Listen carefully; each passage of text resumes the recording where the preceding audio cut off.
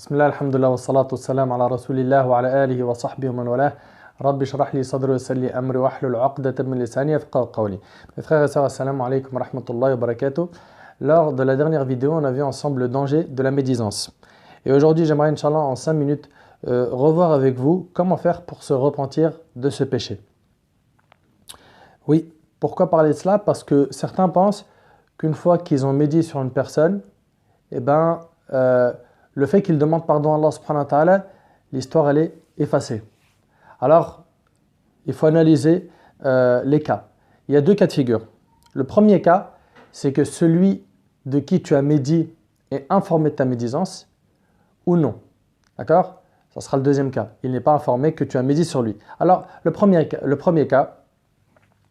cas, tu as médit de tel frère.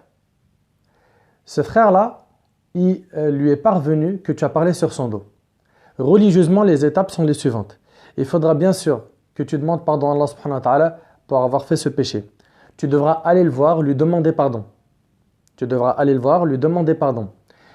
vas faire des doigts pour qu'Allah lui pardonne, et là où tu l'as évoqué en mal, tu l'évoqueras en bien.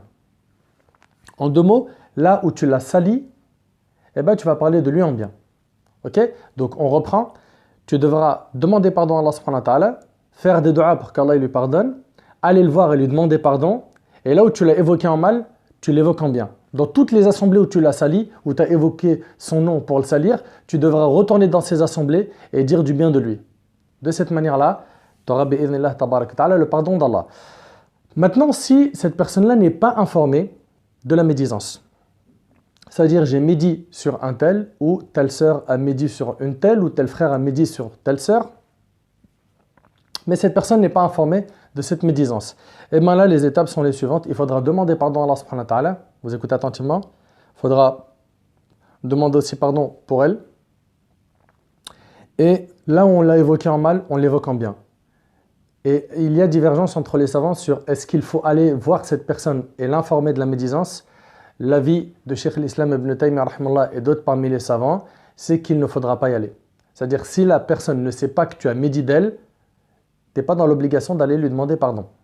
Il te suffira de demander pardon pour ton péché, de faire des doigts pour qu'Allah lui pardonne, et surtout de l'évoquer en bien là où tu l'as évoqué en mal. C'est clair? C'est donc pas obligatoire. Donc c'est cet avis-là qu'il faudra retenir, bi'idhnillah azza wa jal. Ensuite, rapidement, il y a des cas où la médisance est permise. Vous vous rappelez de la médisance, c'est quoi? C'est dhikruka akhak bima yakrah. Comme a dit le prophète sallallahu alayhi wa sallam, c'est le fait d'évoquer en mal mon frère en son absence, avec des choses dont il n'aimerait pas entendre. Donc voilà, c'est de dire du mal de son frère qui est absent. Alors il y a 6 cas, comme l'a rapporté l'imam al-Nawawi rahimahullah, où la médisance est permise. Le premier cas, c'est at-tadhalum. C'est j'ai subi une injustice, je remonte l'affaire au juge ou à une personne qui a une autorité qui est capable de me rendre mon dû, mon bien. Okay? Là, bien sûr, je vais aller voir le juge et je vais lui dire on m'a pris telle et telle chose, on m'a volé un bien, ceci, cela. Et donc là, on va citer un défaut, mais là, c'est permis car il y a un intérêt qui est grand, celui de récupérer mon dû ou mon bien. D'accord? Ça, c'est le premier cas. Le deuxième cas, après at-tadhalum, on a al-istifta. Al-istifta, c'est je vais aller voir un savant pour lui demander ce que dit la religion sur ce qui m'est arrivé. D'accord? Donc quelqu'un a pris mon argent d'une manière qui me semble pas correcte, et pour avoir la confirmation que j'ai bien subi une injustice et que religieusement je dois récupérer mon bien, je vais exposer ce cas à une personne de science, l'istifta. C'est donc je vais lui dire voilà, mon père ou telle personne m'a pris de l'argent de cette manière-là, est-ce qu'il a le droit ou pas? D'accord? Donc là la médisance elle est permise. Et le mieux dans ce cas de figure-là, le mieux c'est de ne pas évoquer le nom. Ça veut dire de dire que dites-vous d'une personne qui a perdu une somme d'argent en lui ayant arrivé ceci et cela, est-ce qu'en islam, ce qui lui est arrivé, c'est une injustice ou non? Donc comme ça, en fait, il ne cite pas le nom de son père, il ne parle pas de son père, il le couvre. Donc on a dit at-tadhalum, l'istifta, mais aussi on a al-taghir al-munkar. Quelqu'un qui vient et qui va voir une personne qui a une qudra, une capacité à changer le mal, et qui lui dit un tel parmi les gens vole. Viens, on essaye de lui parler, on lui fait une nasiha, on le conseille. Donc là, il va citer le défaut de quelqu'un, mais il a une intention, elle est claire, celle de changer le mal qu'il a vu en cette personne et pas de le rabaisser. Attention, à partir du moment où dans la niya, l'intention, il y a une envie de rabaisser cette personne, c'est fini. C'est plus de la, comment dire, de la nasiha ou de la médisance autorisée, c'est de la médisance interdite. Ok, donc un tel boit de l'alcool, un tel vole, et je vais voir une personne qui a une capacité de conseiller, qui est sage, qui est audible, etc. Et je vais lui dire, viens, on va discuter avec un tel ou va le voir, s'il te plaît, dis-lui ça parce que j'ai vu tel péché de lui. Ça, c'est un cas de médisance autorisé. D'accord? Aussi, on a, parmi les cas de médisance autorisés, tahdir al-muslimin, le fait de mettre en garde les musulmans. Contre quoi? Quelqu'un qui vient demander la main de la fille d'un de mes meilleurs amis. Et je sais que cette personne-là est très dangereuse dans sa pratique du dîn. Elle est loin, elle est vraiment très très égarée. Elle ne prie pas, elle consomme de l'alcool, elle vole, etc., etc., etc. C'est un devoir pour moi que de dire que cette personne-là n'est pas une personne qui convient pour la fille de mon ami. Je dois, c'est un devoir, d'accord? Tout comme quelqu'un qui va rentrer dans un commerce avec une autre personne, qui veut s'associer avec elle, et je sais que l'autre personne, c'est une personne très malhonnête. Je dois avertir. Et le problème, c'est ce qu'il avait fait avec Fatima bint Qais dans le hadith rapporté par Bukhari Muslim. Fatima bint Qais, elle lui dit, il y a deux hommes qui sont venus se proposer à moi, Abu Jahm et Abu Sufyan. Il lui dit, Abu Sufyan, c'est un pauvre sans sou, il n'a pas d'argent. Et Abu Jahm, il frappe les femmes. Marie-toi plutôt avec Oussam ibn Zayd. Voilà, on voit ici que le prophète sallam, c'est le modèle, alayhi salatu wassalam. Ici, il lui a cité des défauts de ces hommes-là, pas pour les rabaisser, mais là, on parle d'une union, d'un mariage. On ne peut pas cacher ça. On ne peut pas le cacher. D'accord? Donc, si tu es au courant qu'il y a un profil qui est mauvais, qui veut demander la main de la fille d'un tel, ou quelqu'un qui rentre dans un commerce avec un frère qui n'est pas bon, qui est connu pour être mauvais, il faut que tu parles. Il faut que tu parles, c'est un devoir religieux. D'accord?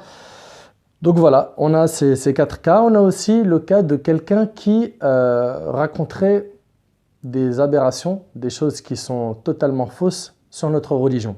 Il va dans ses discours critiquer les compagnons et dire d'eux des choses qui sont très graves. Ces personnes-là, comme c'est un danger pour la communauté musulmane, il faut avertir les gens de leur danger. Okay? Et ce n'est pas de la médisance. Là, c'est permis. Pourquoi? Parce qu'il y a un intérêt général. Il faut protéger les musulmans de son égarement. D'accord? Bien sûr, il faut être sûr que ce qu'il dit, c'est un égarement. Donc pour ça, il va falloir passer au scanner ce qui est dit, voir si ça existe ou pas dans les livres de Ahlul Ilm, les gens de science, etc. etc. Donc on a dit at-tadhalum, donc quand il y a une injustice, on a dit pour changer un munkar, pour l'estifta, pour demander le statut religieux d'un acte qu'on a subi. Okay? Quatrièmement, on a dit pour mettre en garde les musulmans contre quelqu'un qui prêche le faux, ou bien quelqu'un qui veut s'associer avec un autre et qui est mauvais, ou qui vient demander la main de la fille de quelqu'un qu'on connaît sa famille, etc. Cinquièmement, c'est al-mujahir bi fisqih. C'est quelqu'un qui divulgue au grand jour sa perversité. Il boit de l'alcool, mais devant tout le monde, il ne s'en cache pas. Le fait de dire dans une discussion, un tel là, qui boit de l'alcool, eh ben, ce n'est pas une médisance à partir du moment où lui-même, il ne s'en cache pas. C'est-à-dire, il le fait au grand jour, il ne se cache pas. Il boit sa bouteille devant tout le monde. Il ne s'en cache pas. Et si par contre, il s'en cache, c'est-à-dire il fait ça dans la discrétion, et qu'il est dévoilé dans une assemblée, là, c'est de la médisance. Là, c'est de la médisance. Et pour finir, c'est le dernier cas, c'est les ta'rifs. Les ta'rifs, c'est quelqu'un qui aurait un surnom comme à l'époque, il y avait Al-A'raj, le boiteux, Al-A'ma, l'aveugle, etc. Il aurait ce type de surnom. Il a été connu auprès des gens par ce surnom.